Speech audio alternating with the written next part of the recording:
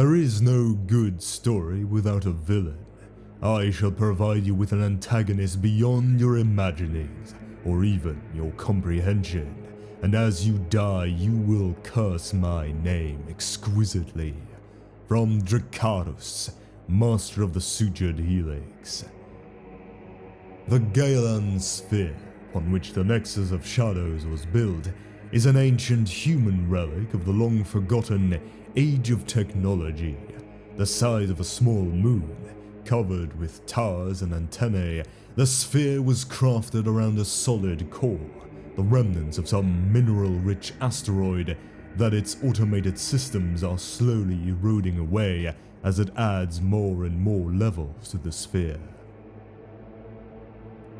Neither the Galan sphere's alien inhabitants nor those few explorers from the Imperium who have had a chance to study it know its true purpose.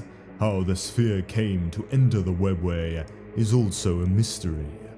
Abandoned for untold ages, the sphere could have drifted through a webway gate or even been drawn towards one by the ancient programs and protocols of its cogitators seeking to study a breach in the webway that is perceived as a celestial phenomenon. Alternatively, it is possible that some unknown force moved it into the webway for some inscrutable purpose. Once it entered the webway, the sphere spent eons drifting from one region to another before becoming trapped in a confluence of ancient forces and alien power fields. Now, it floats in a relatively stable position, more debris of a forgotten age of enlightenment. It was SALAINE MORN and her cabal of the Shadowed Thorns that first rediscovered the Galan sphere and decided to put it to use. After being exiled from Commorragh, the Archon spent many Terran years wandering the webway with her fleet, raiding worlds and looking for a place to claim as her own. The sphere, with its well-hidden location and ancient technology, presented the perfect place for a new home. Unfortunately for SALAINE, the sphere's defenses and legions of servitor guardians were too numerous and powerful for her cabal alone to overcome. Thus, she forged an alliance with Zergan Kuhl and his cabal of the Splintered Talon, and together they purged the city of its ancient human defenses, destroying that which they could not control and sealing away the areas that they could not inhabit.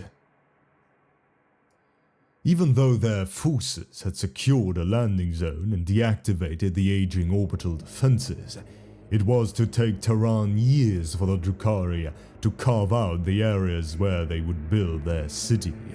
As more Drukhari came to the Nexus, new sections would be cleared of their ancient automated defenses. Often, they would drive thousands of slaves into an area to identify these dangers, or simply to exhaust the turret's ammunition so it could be destroyed.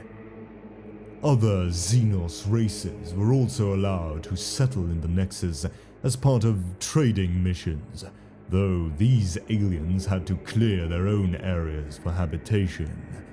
The lasting result of this wanton conquest by the Drukhari and their allies is that many areas of the Nexus still show signs of battle, and the stripped remains of the combat machinery of the sphere is a common sight along its shadowed streets.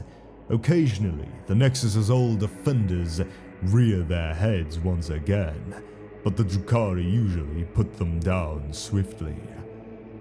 Almost immediately after the arrival of them and its establishment as a port, the Nexus began to operate as a hub for trade and a base for raiding. Close to the Coronus Expanse and the Calixis sector, it opened up fresh opportunities for slavers and worlds that before had been out of reach or too dangerous to raid, using the fractured remains of the webway.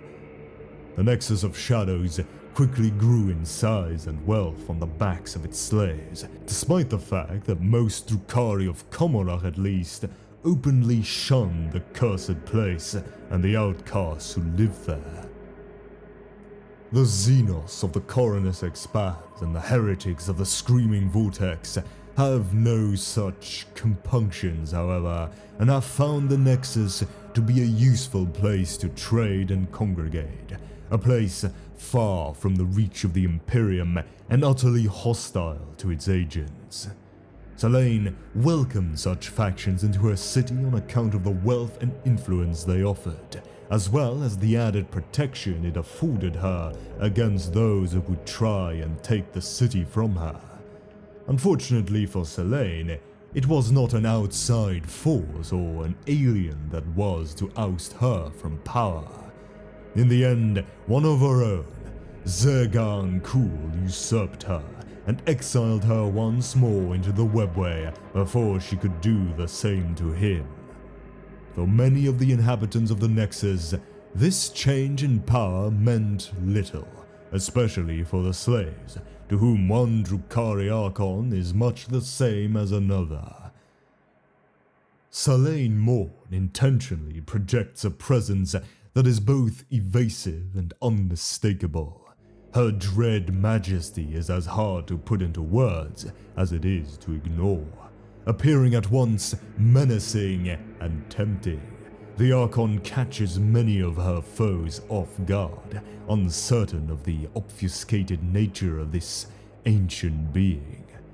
Morn is several thousand Terran years old, though only she knows for certain how long she has been alive, and has seen and done much that would long haunt the nightmares of lesser beings. Like all Drukhari Archons, she is possessed of a deadly martial prowess, but her true weapon is a mind finely honed by the lethal intrigues of Comoras high society. She finds it utterly distasteful then that she and all those she commands are exiled from the Dark City and now even the Nexus of Shadows. At her grudging command, the warriors of her cabal have turned to mercenary work, selling their efforts to lesser beings as part of a plan to regain the power she once possessed. On the rarest of occasions, she deigns to speak to these prey creatures herself.